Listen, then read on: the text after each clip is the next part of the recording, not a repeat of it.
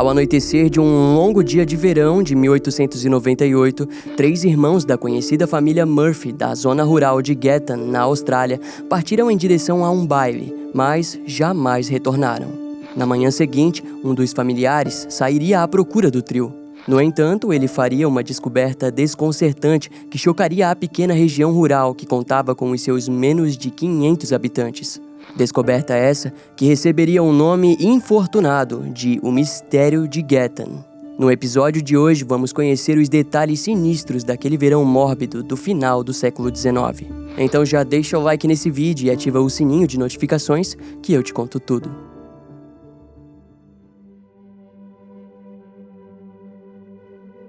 A região rural de Gatun está localizada a quase 100 quilômetros ao sudeste da Austrália. Ela foi fundada ainda no século XIX e era comumente usada como região de parada para cavalos, onde viajantes se estabeleciam para acamparem durante longas viagens.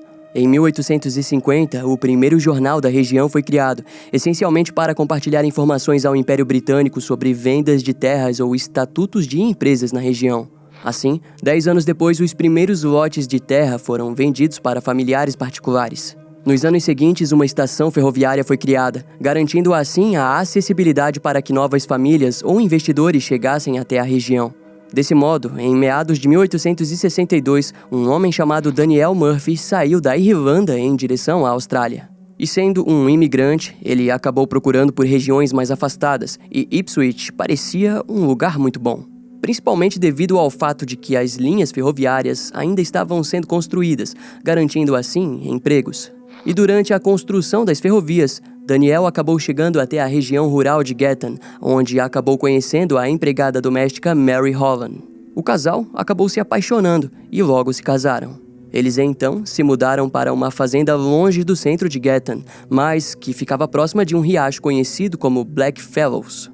Nos próximos 30 anos, Daniel e Mary tiveram cerca de 10 filhos, os quais elevaram a popularidade da família Murphy. Em 1898, as terras da família já alcançavam os seus 300 acres de pastos verdes repletos de árvores e terra para cultivo. Naquela altura, 8 de seus 10 filhos ainda moravam na fazenda, sendo eles William, de 31 anos, Nora, de 27, Patrick, de 24, Jeremiah, de 20, Ellen, de 18, John, de 15 e a adolescente Catherine, de apenas 13 anos. Os outros 2 que haviam se mudado eram Daniel Jr., de 21 anos, e Michael, de 29 anos, que trabalhava na fazenda experimental Westbrook. Já Daniel Jr. havia conseguido um emprego como policial na região vizinha de Brisbane. A filha mais velha de Daniel Murphy era Polly, de 32 anos, que já era casada. No entanto, ela e seu marido, William McNeil, se mudaram para a fazenda da família com suas 2 filhas depois de um acidente trágico que deixou Polly incapacitada. Naquela altura da vida dos Murphys, eles já haviam alcançado a estabilidade familiar. Daniel era o patriarca conservador que gostava do silêncio, de permanecer horas orando e de trabalhar em sua fazenda. Já Mary era uma mulher forte e íntegra. Assim, a família Murphy costumava ser respeitada na região, dado ao que haviam conquistado como imigrantes. Dessa forma, somos levados para o Natal de 1898, quando todos foram para o culto da Igreja Católica de Gatun, onde foram vistos por várias pessoas. Depois do culto, Ellen, Michael, William, John, Polly e seu marido, William McNeil, foram para a pista de corrida de cavalos. O grupo permaneceria a tarde inteira no local, onde foram vistos bebendo, conversando e apostando. Na época, a cidade de Gatun oferecia diversos pontos para a diversão dos seus moradores. Havia um clube de tênis e de criquete, como também feiras e festivais. No entanto, a verdadeira atração principal de Natal daquele ano seria o baile que aconteceria ao anoitecer. Ao retornarem para a fazenda, as mulheres solteiras Nora, de 27 anos, e Ellen, de 18, demonstraram vontade de ir ao baile. E como estamos falando de uma região rural, elas normalmente iam de cavalo. Contudo, Michael se ofereceu para levá-las, e o seu cunhado William disse a ele para pegar a sua carruagem.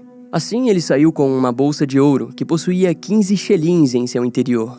Michel era conhecido por ser um homem maduro, íntegro e respeitado, principalmente devido ao seu voluntariado como sargento da infantaria montada. Já Ellen era uma jovem muito desejada pelos garotos da sua idade de Gatun. Nora, por outro lado, era uma mulher mais madura. No entanto, tinha os seus próprios interesses e costumava dar tudo de si para ajudar sua mãe nas coisas de casa. Antes de saírem, Michael vestiu um terno e suas irmãs vestiram saias escuras e longas com blusas de cores claras. O trio, então, saiu da fazenda por volta das 7 horas da noite. Segundo os familiares, o trio saiu sorridente e entusiasmado com o que o baile poderia oferecer. Porém, quando os irmãos chegaram no baile, descobriram que ele tinha sido cancelado e, com isso, retornariam para a fazenda. Mas, infelizmente, aquela seria a última vez em que seriam vistos com vida. Foi na manhã seguinte que cada um dos Murphys despertou para o café da manhã e perceberam que o pátio estava vazio. William McNeil logo ficou preocupado, pois a sua carruagem era velha e poderiam muito bem ter quebrado e causado um acidente. Assim, Mary pediu para que ele pegasse um dos cavalos e fosse procurá-los. Era por volta das 8 horas da manhã quando William saiu da fazenda na busca pelo paradeiro dos seus familiares. E quando ele estava na longa estrada principal em direção a Gatton, ele encontrou o que parecia ser um claro sinal de que um acidente havia acontecido. Haviam marcas de uma das rodas tortas de sua carroça, que seguiu em uma trilha através de alguns arbustos. Passando por uma cerca, ele seguiu por pouco mais de 1 quilômetro em meio à mata até ver a carruagem. E, estranhamente, ao lado dela havia um cavalo caído no chão. Ao se aproximar, William achou que todos ali estavam dormindo, mas se apavorou quando viu que Nora e Ellen estavam com os seus vestidos desarrumados. No entanto, a certeza de que algo horrível havia acontecido apenas surgiu quando ele notou que formigas andavam sob os rostos delas.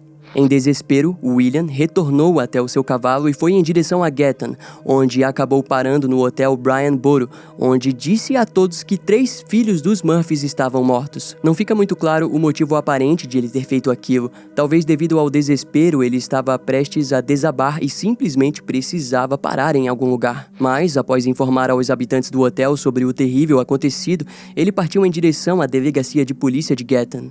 Nas horas seguintes, devido à parada no hotel, todos os moradores de Gatton passaram a saber sobre a estranha morte dos jovens, antes mesmo dos próprios Murphys. Entretanto, aquele era apenas o início de uma misteriosa história de assassinato. Quando William McNeil chegou na delegacia, ele encontrou apenas um policial presente. Se tratava do sargento Arrow, que o seguiu até o local do suposto crime. No caminho, eles acabaram se deparando com o dono do hotel Brian Boro, o Sr. Gilbert, que estava ao lado de outros 3 homens a caminho da cena do ocorrido. Assim, 6 homens foram em direção à história que marcaria a região de Gatton para sempre. E quando eles chegaram, a visão era enigmática e terrível. Os corpos visivelmente formavam um triângulo e o cavalo caído ao lado da carroça tinha sido baleado. Notavelmente, todos os pés das vítimas estavam posicionados e apontados para o oeste. Ellen e Nora estavam com suas mãos amarradas nas costas com seus próprios lenços. Michael estava com as mãos livres, mas marcas em seus punhos indicavam que em algum momento ele também havia sido amarrado. Junto a ele havia a bolsa de couro, que estava vazia. Embora ninguém desejasse comentar o crime, eles logo notaram que as mulheres tinham se tornado vítimas de violência sexual. O corpo de Nora estava arranhado e suas roupas completamente rasgadas. Sua saia estava puxada para cima de sua cintura e a camisa rasgada ao ponto de deixar os seus seios à mostra. Em seu rosto haviam arranhões e um corte em seu olho direito. Já Ellen apresentava menos ferimentos, mas suas roupas estavam na mesma condição das de sua irmã. Os homens perceberam que próximo da cena do crime havia um galho de árvore ensanguentado e acabaram comparando com os ferimentos horríveis em volta dos crânios esmagados das vítimas. Michael, no entanto, parecia ter sido baleado na testa, mas ninguém no local sabia dizer ao certo. Diante a cena do crime, o sargento Arrow aconselhou que os homens afastassem os curiosos e retornou sozinho para Gatton. Lá ele foi até o telégrafo, onde desejava ligar para o comissário de polícia da cidade vizinha de Brisbane. Enquanto isso, William McNeil retornou para a fazenda dos Murphys e relatou os assassinatos. É dito que o velho Daniel quase desmaiou ao ouvir as notícias. Já a Dona Mary gritou histericamente e desejou profundamente que fosse levada até a cena do crime. Ao chegarem, eles ficaram horrorizados com a presença de dezenas de pessoas indo e vindo pela cena do crime. Mary, em seu último ato como mãe, tapou os corpos dos seus filhos com lençóis que havia levado consigo. Ao retornar para a cena do crime, o sargento Arrow estava nitidamente preocupado diante um triplo homicídio, pois Gatton não tinha condições para lidar com um crime como aquele. Obviamente, também tinha sido por aquele motivo que ele rapidamente ligou para o comissário de Brisbane. No entanto, nas horas seguintes, ele passaria a maior parte do seu trabalho afastando os curiosos. O sargento sequer percebeu, mas a presença daquelas pessoas no local fez com que até mesmo a marca das rodas da carroça fosse destruída no solo. Além do mais, para o seu azar, em Brisbane, os policiais que receberam o telegrama do triplo assassinato não estavam acreditando que o crime de fato havia acontecido. Em resultado disso, o comissário de polícia só saberia do caso 5 horas depois. Naquele meio tempo, alguns policiais ajudantes removeram o projétil da cabeça do cavalo, notando assim que a arma do crime era de calibre .380. Ao entardecer, o sargento Arrow percebeu que, embora não desejasse, ele precisaria mover os corpos antes da chegada do Departamento de Investigação Criminal de Brisbane. Assim, com a ajuda de vários homens, incluindo William McNeil, os corpos foram levados até o Hotel Brian Boru, em Gatton. Por volta das 4 horas da tarde, o legista e inspetor médico Von Losberg chegou de trem na cidade e foi em direção ao hotel. Vale ressaltar que estamos falando do século XIX, época na qual era até mesmo comum as pessoas moverem os corpos para locais aleatórios, mesmo local onde muitas vezes a necrópsia ocorria. A sua análise demorou cerca de 3 horas e, ao terminar, ele rapidamente pegou o próximo trem para sua casa em Ipswich. Mas antes de partir, Von Losberg deixou um breve e superficial relatório dos seus exames pós-mortem das vítimas. De acordo com o seu relatório, Ellen Murphy apresentava claros sinais de violência sexual. Suas roupas íntimas estavam rasgadas e haviam claras marcas de unhas na parte interna de suas coxas e nádegas. Seus órgãos sexuais estavam inchados e machucados, apresentando também rompimento do ímen. Von Losberg acreditava que, dados os sinais, Ellen poderia ter sido sodomizada. Em suas coxas, pernas e roupas íntimas foi encontrado sangue e sêmen. A causa da morte ocorreu devido ao esmagamento do seu crânio com um objeto pesado. Já a sua irmã, Nora, apresentava sinais ainda mais brutais. Suas roupas tinham sido rasgadas de maneira grosseira e os sinais de violência sexual eram semelhantes ao de Ellen. Notavelmente, em seu pescoço foi encontrado amarrado o arreio do cavalo, que poderia ter causado a sua morte. O criminoso havia apertado os seus punhos com um lenço de maneira tão forte que suas mãos ficaram azuis, indicando a ausência de fluxo de sangue. A causa da morte se tratava do enorme ferimento no lado esquerdo do seu crânio, que tinha sido esmagado de maneira tão bruta, resultando em parte do seu cérebro saindo para fora. Ao que parece, para o legista, Nora parecia ter sido atacada por um enorme grupo de pessoas. E, curiosamente, Michael Murphy também apresentava sinais de violência sexual. Havia sêmen na parte interior e exterior da frente de suas calças. Além disso, o seu pênis apresentava sinais de inchaço. Embora houvesse um ferimento muito parecido com o disparo de arma de fogo, o Dr. Von Losberg descartou a ideia depois que não encontrou o projétil em seu crânio. De acordo com a breve investigação da polícia, todas as vítimas tinham vestígios na pele que parecia ter vindo de um tecido do tipo veludo cotelê. Em seu relatório, ele acreditava que o item usado para a sodomização possivelmente era o cabo do chicote de bronze usado no cavalo, que também estava presente na cena do crime. Naquele momento, nada sobre o relatório foi problematizado. No entanto, futuramente ficaria nítido que, em nenhum momento, Von Losberg abriu os cadáveres para um exame completo. Em um inquérito futuro da Comissão Real, a investigação sofreria um exame minucioso sobre os atos tomados na busca pela resolução do crime. Mas até lá, no dia seguinte ao crime, a família Murphy foi informada que poderiam enterrar os corpos. Um detalhe é que William McNeil quis pagar todos os gastos para os funerais do trio sozinho. Assim, todo o processo funerário aconteceu na Igreja Católica de Gatton, onde também foram interrogados.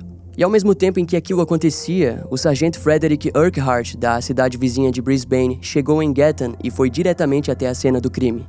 Certamente, completamente atrasado de suas obrigações policiais. 9 dias depois, o comissário de polícia de Brisbane, irritado com a demora do início das investigações e ciente do atraso, indicou Frederick como o responsável pelo caso. E nos dias seguintes, uma busca por respostas se iniciaria. Mas, para a surpresa de todos, novas tragédias passariam a preencher esse estranho caso de triplo homicídio. Ao fim da década de 1980, Frederick Urquhart foi nomeado como chefe do Departamento de Investigação Criminal de Brisbane. No entanto, ele era um sujeito um tanto quanto controverso, principalmente devido à sua arrogância visível em sua aura e no frequente ato de nunca ouvir as opiniões de outros policiais. Agora, imagine esse sujeito diante o caso de triplo homicídio num fim de mundo igual Gatton. Bem, quando ele chegou, imediatamente revisou as poucas evidências coletadas e leu o relatório do Dr. von Losberg. Insatisfeito, Frederick pediu para que os corpos fossem exumados na tentativa de coletar novas evidências. No entanto, daquela vez, ele trouxe o oficial médico-chefe do estado, Dr. Ray, para que realizasse uma autópsia completa nas vítimas. A primeira descoberta foi de que Michael realmente havia recebido um tiro na cabeça e recuperou o projétil de calibre .380 do seu crânio. Em sua análise, dada a marcação do tiro, ele acreditava que um dos criminosos possivelmente era canhoto ou ambidestro. Embora a sua análise completa não seja de conhecimento público, após receber o relatório, Frederick enviou um telegrama para os seus superiores em Brisbane. Nele, o oficial dizia que as evidências coletadas indicavam para a conclusão de que o crime ocorreu de maneira premeditada. Naquela altura, os jornais se apoiaram no caso para escreverem diversos tipos de matérias. Assim, em pouco tempo, a tragédia de Gatton já era conhecida por quase toda a Austrália. E junto a isso, a polícia passou a receber diversas cartas com teorias ou suposições de quem poderia ser o assassino. Eventualmente, uma suposta testemunha surgiu para dizer que na noite do crime ouviu uma mulher gritar "pai". A testemunha era uma mulher que morava próximo da cena do crime. Essa pista acabou criando rumores sobre o envolvimento de Danielle Murphy nos assassinatos dos seus próprios filhos. E o motivo disso, segundo os rumores, era por incesto. O rumor se tornou repulsivo quando as pessoas passaram a dizer que o próprio Daniel poderia estar envolvido com suas filhas e as matou por conta disso. Os Murphys se orgulhavam do respeito que tinham pela comunidade de Gatton, mas com esses rumores, tudo desabou. Em resposta, a família se isolou e reteve qualquer tipo de ajuda nas investigações. Na época, os policiais precisavam descobrir a região em que o crime ocorreu e, para isso, precisavam de cavalos. A fazenda dos Murphys era conhecida pelos cavalos. Porém, dadas as circunstâncias, eles se negaram a oferecer os animais. E no meio disso tudo, estava Daniel Murphy Jr., que era policial em Brisbane, mas estava ajudando nas investigações dos assassinatos dos seus próprios irmãos e também lidando com a sua família reclusa. Contudo, as coisas estavam apenas começando, pois um novo achado macabro aconteceu. No dia 7 de janeiro de 1899, o corpo de um menino de 15 anos foi encontrado por moradores de Ipswich, a pouco mais de 50 quilômetros da cena do crime de Gatton. A criança se chamava Alfred Hill, que estava desaparecido desde o dia 10 de dezembro, mais de 10 dias antes do triplo assassinato em Gatton. No entanto, Frederick ficou perturbado quando descobriu que o seu corpo foi encontrado junto ao seu pônei, que tinha sido baleado bem entre os olhos. Isso foi muito curioso porque foi exatamente o que aconteceu com o cavalo dos Murphys. Além disso, Alfred também havia recebido um tiro na cabeça de uma arma de calibre .380 e os seus pés estavam apontados para o oeste. Agora, frente às semelhanças, os casos foram conectados. Um novo crime, o assassinato a sangue frio de um garoto de 15 anos, fez com que a revolta pública viesse à tona. Uma enorme pressão passou a ser posta no Departamento de Investigação Criminal de Brisbane. Em um artigo de jornal do Brisbane Courier, o jornalista escreveu que a polícia havia falhado em seu trabalho como guardiã da paz pública, criticando diretamente a destruição de evidências por parte da população, além de descreverem o primeiro exame pós-mortem como superficial. Nos dias seguintes, a polícia passou a intensificar as investigações, mas nenhuma nova pista parecia levar a algum lugar. A imprensa continuou a criticar, fazendo com que Frederick Urquhart reagisse mal às críticas. Os jornalistas relatavam a existência de mais criminosos, mas ele afirmava que se tratava de um único suspeito e não consideraria nada além disso. De acordo com Frederick, o criminoso era alguém que não morava em Gatton, sendo possivelmente um trabalhador transitório, que era algo comum na época. Com esse ponto de vista, a sua primeira pessoa de interesse foi o ex-prisioneiro Richard Burgess. Ele havia sido libertado no dia 30 de novembro de 1898, após receber 6 meses por violentar sexualmente uma mulher idosa a 30 quilômetros de Gatton. Após ser liberado, Richard se mudou para Gatton, mas no final de dezembro já foi visto em Brisbane, sendo posteriormente preso em Toowoomba, depois de ser acusado por comportamento peculiar ao roubar uma sela de cavalo. E devido ao seu deslocamento suspeito, Richard foi considerado uma pessoa de interesse. Mais tarde, foi dito que uma testemunha alegou ter visto ele pela região em que o corpo de Alfred Hill foi encontrado. Assim, com base em sua ficha criminal, ele era um ótimo suspeito. No entanto, quanto ao triplo assassinato em Gatton, testemunhas oculares relataram terem visto ele bem longe da região do crime. Richard foi deixado preso por algumas semanas, enquanto os investigadores procuravam por algo que o conectasse aos crimes. Mas, aos poucos, o seu álibi foi sendo fortalecido e ele acabou sendo liberado. Segundo as fontes, após ser liberado, Richard imediatamente deixou a Austrália e jamais foi visto novamente. Conforme as investigações se aprofundavam, foi descoberto que a vítima, Michael Murphy, era um sujeito bem interessante. Ao que parece, ele era um verdadeiro paquerador das mulheres solteiras de Gatton, sendo uma delas Kate Ryan, a qual engravidou e deu a ele a ideia de se casarem. Quando a família Murphy soube do ocorrido, Nora e Ellen foram contra o casamento, e rumores diziam que Kate acabou morrendo durante o parto por complicações. A polícia, então, passou a investigar a possibilidade de que os familiares da mulher tenham desejado vingança. Entretanto, Frederick Urquhart foi contra essa história, pois a tal Kate foi localizada e realmente teve um filho fora do casamento, mas vivia uma vida tranquila com o seu novo marido. Depois que essa teoria morreu por terra, novos rumores conectavam Nora Murphy a um caso em que ela enviou cartas a uma antiga professora, ofendendo ela. O episódio teria piorado a situação mental estável da mulher, causando-a um colapso nervoso. E os familiares da professora, então, juraram vingança. Mas essa história também foi descartada pela polícia, que de certa forma notou a necessidade compulsiva dos moradores de Gatton em inventar histórias que parecessem explicar o ocorrido. E somos, assim, levados a falar de um outro personagem interessante dessa história. William McNeil, genro do Smurf e também o homem que emprestou a carroça para que o trio fosse ao baile. Da mesma forma que ele foi o primeiro a ajudá-los, também foi o primeiro a encontrar os corpos. Nas investigações da polícia, foi descoberto que William quase não tinha um relacionamento sólido com seus sogros. Um dos motivos estava no fato de ele ser cristão protestante. Quando Polly Murphy se casou com William, Mary ficou extremamente ofendida. A princípio, ela teria proibido o relacionamento, mas depois do casamento, Polly viria a ficar grávida, fazendo com que a relação piorasse. Nos anos seguintes, eles se mantiveram longe e com pouco contato. Porém, isso mudou quando Polly sofreu um acidente que a deixou incapacitada e parcialmente paralisada de um lado do corpo. Os detalhes do acidente não são claros, mas há quem diga que William McNeil possa ter algo a ver com isso. Por um tempo significativo, o casal retornou com os seus filhos para a fazenda dos Murphys. Dessa forma, chegamos no dia do baile, em que William estava junto com alguns dos membros da família assistindo corridas de cavalo. Curiosamente, algumas testemunhas disseram que ele ficou muito bêbado naquele dia. Ao retornarem para a fazenda, foi descoberto que quem teria se oferecido para levar Nora e Ellen para o baile foi o próprio William, mas em frente à situação alcoólatra, Michael disse que as levaria. Após eles saírem, William teria ficado em casa com sua esposa e familiares.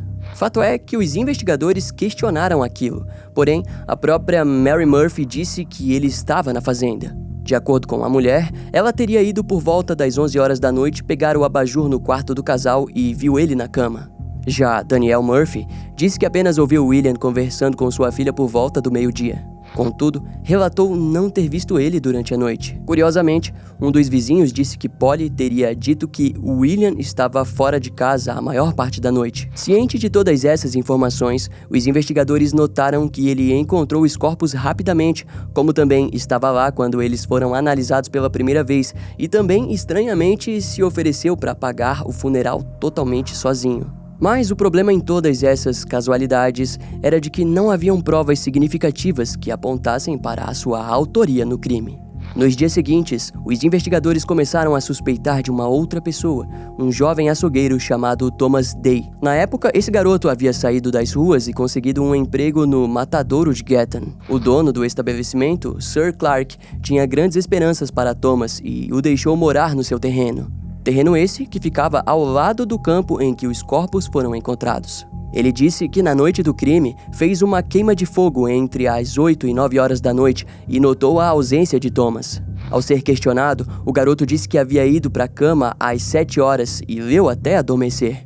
E, curiosamente, a mulher que no começo das investigações relatou ter ouvido uma voz feminina gritar pai, também morava junto ao Sr. Clark. Mas Thomas disse que em nenhum momento ouviu alguma voz. O seu quarto foi então investigado, onde acabaram encontrando uma camiseta com respingos de sangue. Mas, de acordo com Thomas, se tratava de sangue animal. Por muito tempo, ele foi considerado um dos suspeitos em potencial mais promissores. Principalmente porque Thomas tinha uma excelente condição física, que provavelmente o faria conseguir cometer o triplo assassinato sozinho. No entanto, Frederick Urquhart em nenhum momento acreditou no seu envolvimento. O motivo estava no fator de que Thomas Day era um garoto culto, por assim dizer. Quando ele foi procurado na residência dos Clark, os investigadores encontraram ele lendo poesia italiana do século XIV. Assim, Frederick, certamente como reflexo de sua época, acreditava que assassinos não pudessem ter educação ou que pudessem ser tão instruídos culturalmente. Mas os investigadores do caso, por outro lado, continuaram a vigiar os passos de Thomas. E, eventualmente, o jovem açougueiro decidiu ingressar nas Forças Armadas Britânicas, mas posteriormente desertou. Mais tarde, a Comissão Real relataria que Frederick Urquhart chegou a ameaçar os policiais locais de demissão caso continuassem acreditando que Thomas Day era o assassino. Notavelmente, essa história se seguiu até o ano de 1900, quase 2 anos depois dos assassinatos, quando um jornal da Austrália Ocidental relatou o trágico suicídio de um homem chamado Theo Farmer. No dia 27 de outubro daquele ano, o sujeito chegou no hospital de Sydney com um ferimento de arma auto-infligido. Ele acabou morrendo devido aos ferimentos. Quando um inquérito foi aberto, os investigadores descobriram que, no seu quarto, na pensão em que morava, havia uma carta rabiscada a lápis escrita por Theo. Em suas palavras, ele dizia que desejava informar ao público sobre a tragédia de Gatton, onde esperava que fosse solucionado após a sua existência desaparecer. Theo escreveu que antes de deixar o mundo, esperava que a polícia resolvesse o caso e finalizou ao citar que um veredito de suicídio foi dado. A carta era desconexa e ninguém entendeu quem era Theo Farmer. Porém, em uma investigação sobre sua vida, foi descoberto que, na verdade, ele se chamava Thomas Day. Aquilo fez com que todas as suspeitas caíssem sobre ele novamente, mas nos anos seguintes, nenhuma nova pista ou evidência foi encontrada que o conectasse ao crime. Atualmente, os detetives de poltrona costumam dizer que Thomas Day tinha o perfil ideal. Há quem acredite que Thomas Day tenha se unido a mais pessoas e cometido o crime, sendo a carta uma declaração a essas pessoas para que fizessem o mesmo ou se entregassem. Teoria essa que viria a ser estudada pela criminóloga Stephanie Bennett, que em meados de 2015 disse estar convencida da identidade dos assassinos. Depois de conquistar a aposentadoria, Stephanie dedicou vários anos para examinar os registros históricos do estado de Queensland. Mas a resposta para esse mistério veio quando ela estudou os registros de prisões da época em que o crime havia acontecido.